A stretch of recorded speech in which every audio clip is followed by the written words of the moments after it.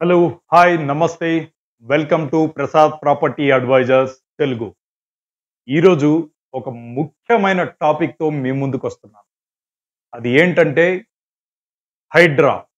హైడ్రా హైడ్రా అంటే ఇప్పుడు కొత్తగా వచ్చినటువంటి గవర్నమెంట్ సీఎం రేవంత్ రెడ్డి గారు అనౌన్స్ చేశారు అసెంబ్లీలో. హైదరాబాద్లో ఎక్కడైనా సరే అక్రమ కట్టడాలు ఉంటే నిర్దాక్షిణ్యంగా కూల్చివేయండి. అది ఏ రాజకీయ పార్టీ వ్యక్తులదైనా సరే, ఎవరైనా సరే అని చెప్పేసి మొన్న స్టేట్మెంట్ ఇవ్వడం జరిగింది. అదేవిధంగా కమిషనర్ గారు ఈరోజు బాచుపల్లిలో ఒక పెద్ద బిల్డింగ్, ఒక 3000 ఫ్లాట్స్ ఉండేటువంటి ఒక బిల్డింగ్ని, అపార్ట్మెంట్ని డిమోలేషన్ చేయడం జరిగింది. సో ఇది కారణం ఎందుకు? రీజన్ ఏంటంటే హైదరాబాద్లో ఒకప్పుడు ఒక 30 ఏళ్ల కింద 30 ఇయర్స్ బ్యాక్ మొత్తం 1700 నుండి 1800 చెరువులు ఉన్నాయండి. ప్రజెంట్ వచ్చేసి 500 నుండి 600 వరకు చెరువులు ఉన్నాయండి.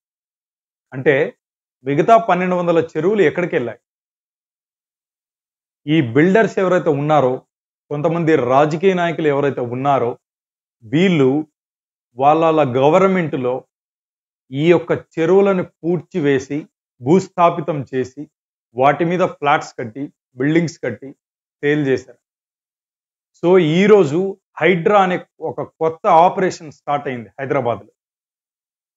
వీళ్ళంతా కూడా ముందు నుండి సర్వే చేసుకుని ఎవరెవరు అక్రమ కట్టడాలు కట్టారు, ఎటువంటి ప్లేస్లో కట్టారని తెలుసుకుని వాటిని డిమాలిషన్ చేయడం జరుగుతూ ఉంది.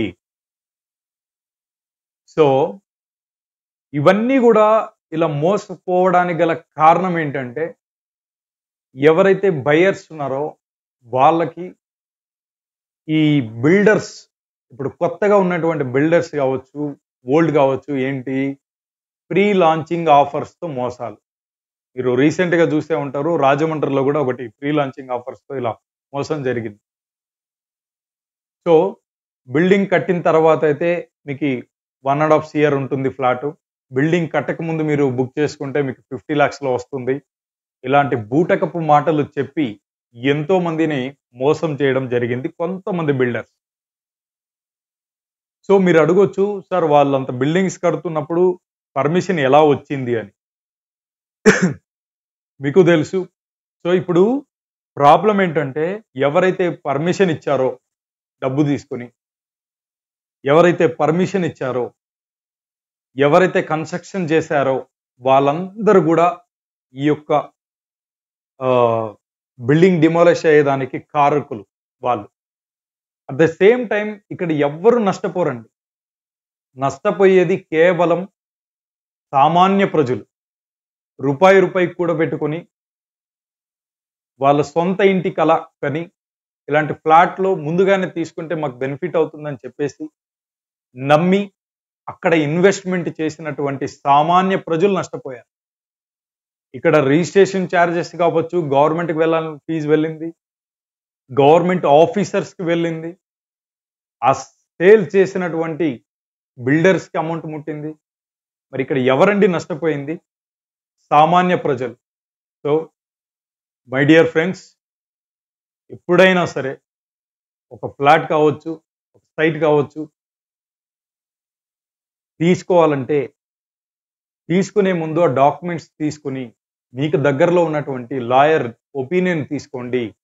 వాళ్ళ ఫీజు కేవలం ఒక 5,000 10,000 ఉంటుంది. వాళ్ళ ఒపీనియన్ తీసుకోండి. ఇక్కడ 5,000 10,000 గురించి ఆలోచిస్తే లక్షల్లో కోట్లలో నష్టపోతారు. లేదంటే మీకు దగ్గరలో ఉన్నటువంటి రియల్ ఎస్టేట్ కన్సల్టెంట్ని కన్సల్ట్ అవ్వండి. మా టీంతో అయినా సరే, మీకు తెలిసిన టీం ఎవరైనా ఉన్నా వాళ్ళని కన్సల్ట్ అవ్వండి. మేము క్లియర్గా ఎక్స్ప్లెయిన్ చేస్తాం. ఏం అప్రూవల్స్ ఉన్నాయి, ఒక లేఅవుట్ చేయాలంటే ఎటువంటి అప్రూవల్స్ మనం తీసుకురావాలి.